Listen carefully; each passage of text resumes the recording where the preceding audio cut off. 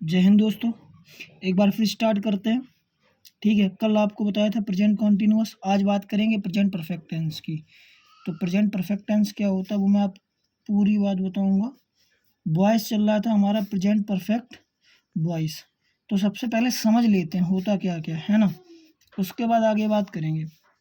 यदि बात कर ली जाए प्रेजेंट परफेक्ट वॉइस की, तो इसमें दो हेल्पिंग वर्ब होती हैं, एक होता है हैज़ और एक होता है हैव। तो हैज़ हमारा कहाँ कहाँ यूज़ होता है और हैव हमारा कहाँ कहाँ यूज़ होता है, देख लो।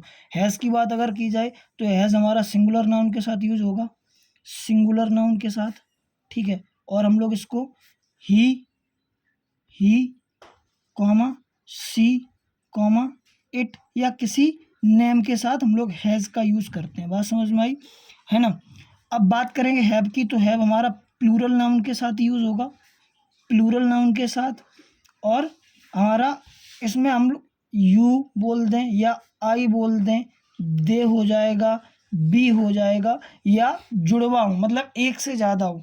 ठीक है, तो वहाँ हम लोग हैव का प्रयोग करेंगे। अब बात करेंगे इसके स्ट्रक्चर की, तो एक्टिव वॉइस का हमारा स्ट्रक्चर क्या होगा, जो टेंस का स्ट्रक्चर होता है वैसा ही हमारा एक्टिव वॉइस का स्ट्रक्चर हुआ।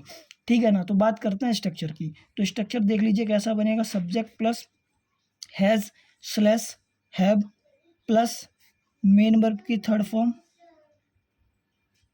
Plus object.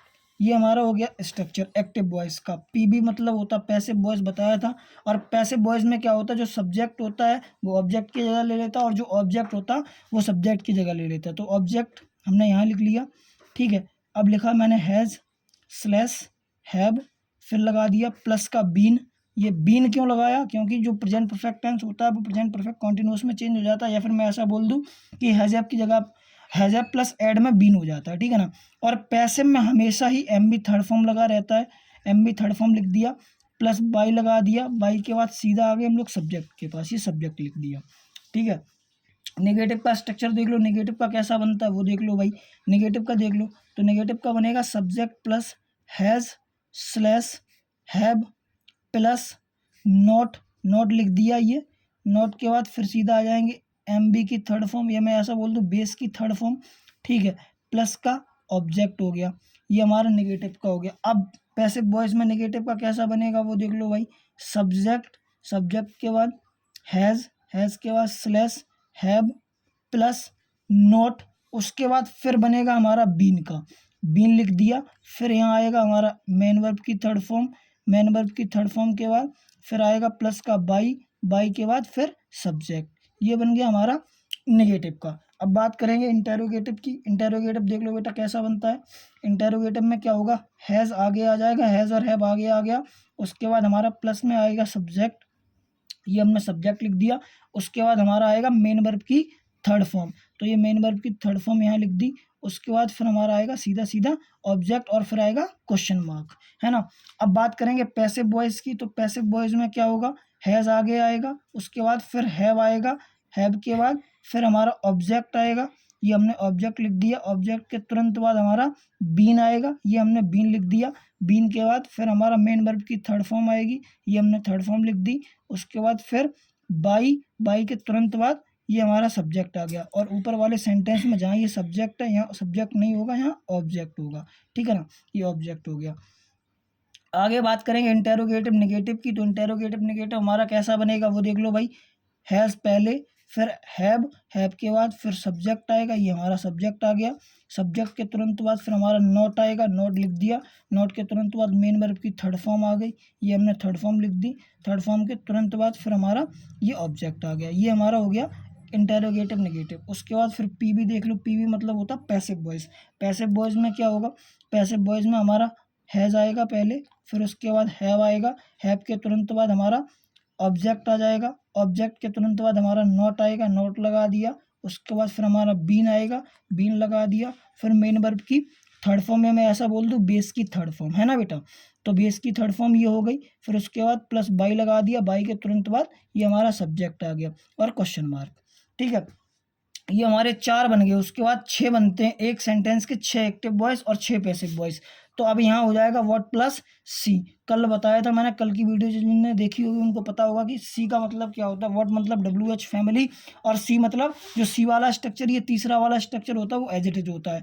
पीवी देख लो, पैसिव वॉइस में क्या होगा, पैसिव वॉइस देख लो, इसमें हो जाएगा व्हाट प्लस सी, इसमें भी हो जाएगा सेम, ठीक है। एक्टिव वॉइस, अब छठवां सेंटेंस देख लो, एक्टिव वॉइस में क्या होगा, ये व्हाट प्लस डी हो जाएगा, डी मतलब चौथा वाला स्ट्रक्चर जो होगा। और पैसिव वॉइस में ये हमारा फिर हो जाएगा व्हाट प्लस डी। इस तरीके से एक सेंटेंस के 6 सेंटेंस बनते हैं, ठीक है ना। बात समझ में आई? इस तरीके से हम लोग बना सकते हैं। अब मैं बात करूंगा इनके एग्जाम्पल की, किस तरीके से बनता है, क्या होता है, ठीक है ना। एग्जाम्पल देख लो, जैसे Ram has bought a scooter, है ना। Ram has bought a scooter बोल दूं या सीधा लिख दूं, चलो आ स्कूटर लिख देते हैं, आ स्कूटर ये लिख दिया हमने, है ना। बात समझ में आई? ये हमारा हो गया एग्जाम्पल। अब एग्जाम्पल हो गया, अब ये बनेगा कैसे, जो ये अब पूरा ये उठेगा, पूरा ऑब्जेक्ट उठेगा तो ये यहाँ आ जाएगा सब्जेक्ट के रूप में, तो ये सब्जेक्ट के रूप में आ गया आ स्कूटर, तो पूरा पूरा उठा दिया आ स्कूटर, है ना। उसके बाद फिर हैज़ लगेगा, हैज़ के बाद फिर हमारा बीन आएगा, बीन के तुरंत बाद फिर हमारा आएगा, तो ये हमारा सीधा बन जाएगा। अब हमने यहाँ जो आई स्कूटर लिखा था वो आई स्कूटर को यहाँ ले आए, हैज़ बीन यहाँ आ गया। उसके बाद फिर हम अब लगाएंगे थर्ड फॉर्म, तो थर्ड फॉर्म हमारी बाई की बॉट होती, तो ये हमने बॉट यहाँ लिख दिया, ये बॉट हमारा यहाँ आ गया। और उसके बाद हम सीधा सीधा बॉट के बाद सीधा लगाएंगे यहाँ क्या, बाई और राम। तो इस तरीके से ये हमारा एक एग्जाम्पल हो गया। इसी तरीके से बताओ तो मैं इनको बना के दिखा देता हूँ कि 6 कैसे बनेंगे, ठीक है। ये बन गया हमारा, इसी स्ट्रक्चर के द्वारा, जो ये स्ट्रक्चर दिख रहा है कैमरे में आपको, इसी स्ट्रक्चर के द्वारा हम लोग 6 बना लेंगे बड़े आसानी से, ठीक है। एक एग्जाम्पल मैं आपको बता दे रहा हूँ, एक मैंने बता दिया, अब आपको एक बनाना है, ठीक है। एक बनेगा कैसे, ये देखो, ये मैंने दे दिया आपको, ये होमवर्क हो गया आपका, इसको आप लोग को बनाना होगा। जैसे I have repaired, I have repaired, ठीक है, कार, ये आपको करना, ये होमवर्क का हो गया। और मैं बता देता हूँ, जैसे रिफ्लेक्सिव प्रोनाउन का जो होता है ये बनेगा कैसे, जैसे आई है, ठीक है, तो मैं बता देता हूँ एक्टिव में कैसा रहेगा। तो यहाँ लिख देता हूँ एक्टिव वॉइस, और यहाँ हमने एक लाइन खींच दी, यहाँ हमने बना दिया पैसिव वॉइस। जैसा ये सब्जेक्ट टू ऑब्जेक्ट में चेंज कैसे होगा, आई है तो पैसिव वॉइस में आई का मी हो जाएगा, बी है यदि बी है तो बी का हमारा क्या हो जाएगा, अस हो जाएगा, ठीक है। और यू का हमारा क्या है, यू का हमारा यू ही रहेगा, दे का हमारा देम में चेंज हो जाएगा, ये हमारा देम बन गया। और इट का हमारा जो होता है इट का, वो इट्स में चेंज हो जाएगा, ये हमारा इट है तो इट का इट्स में चेंज हो जाएगा। इसी तरीके से हम लोग बड़ी आसानी से बना सकते हैं पैसिव वॉइस को, बहुत ही आसान सा टॉपिक है। और यदि कोई प्रॉब्लम हो तो आप लोग हमें कमेंट बॉक्स में जाकर के कमेंट सेक्शन में कमेंट कर सकते हैं, ठीक है। Thank you class, thank you, have a nice day.